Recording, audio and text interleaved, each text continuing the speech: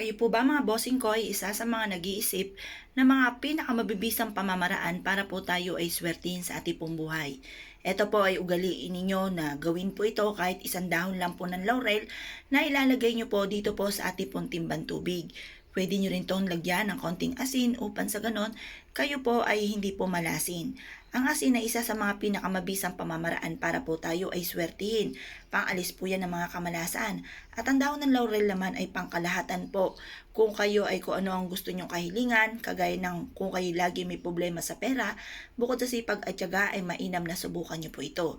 Ang dahon po ng laurel ay isa sa mga pangkalahatan na mga problema po ninyo na gusto nyong i-wish ay maaaring matupad po dito.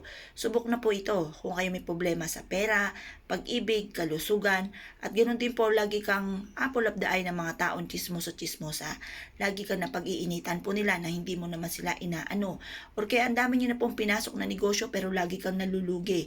Ang dami nyo na naging karelasyon pero hindi ka po makahanap ng forever. Kayo po ay may problema sa inyo pong mga anak. Or kaya lagi na lamang po kayong may karamdaman. Or isa sa miyembro ng inyong pamilya ay lagi may sakit.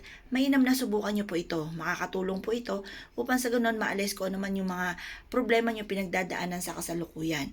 Kung kayo po isa sa mga naniniwala at gusto nyo po itong gawin nyo po ito kada kayo maliligo sa umaga at lagyan ng kapranggot na asin. Pagkatapos nyo po maligo, humarap po kayo sa may silangan at manalangin ng taimtim at i-claim nyo na po ang swerte. Ugaliin nyo po ito at ito po ay isa sa mga pinaka-powerful na pamamaraan para po tayo swertihin sa ating pong buhay. Kaya kung kayo pinaniniwala, ay siya ay good luck po sa inyong lahat.